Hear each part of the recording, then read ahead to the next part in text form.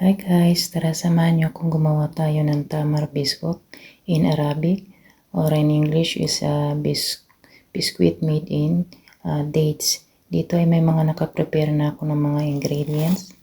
Yan ay mga gagamitin ko sa paggawa ng tamar biscuit. Tara na't magsimula tayo magawa ng ating munang dough.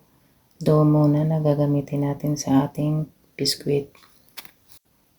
Dito sa isang bowl ay maglagay tayo ng 2 cups of flour, half cup of water, half cup of oil, 1 teaspoon vanilla, 1 teaspoon baking powder, 1 teaspoon yeast, at saka natin i-mix.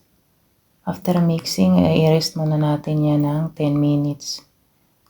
10 minutes muna natin i-rest yan. Habang nire-rest natin yung ating dough ay ready na natin yung ating paste ng tamar. Yan ay tamar paste or dates. I-ating flatten yan, yung manipis na manipis. Bali yan po yung ating ipapalaman sa ating biscuit. Biscuit in Arabic, biscuit in English. Yan po ang aking ginawa para hindi po siya masyadong madikit. Maganda pong patungan ng plastic ang yung ilalim at yung ibabaw bago natin imasa-masa.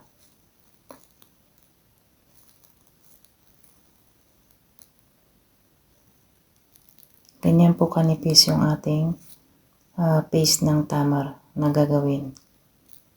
Pagkatapos po niyan ay balikan po natin yung ating dough.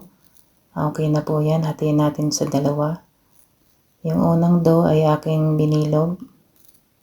Yan yung pang ilalim niya. After natin mabilog yung ating dough, ay saka natin isunod ang ating, saka natin ipatong yung ating kaninang finlat na dates na paste.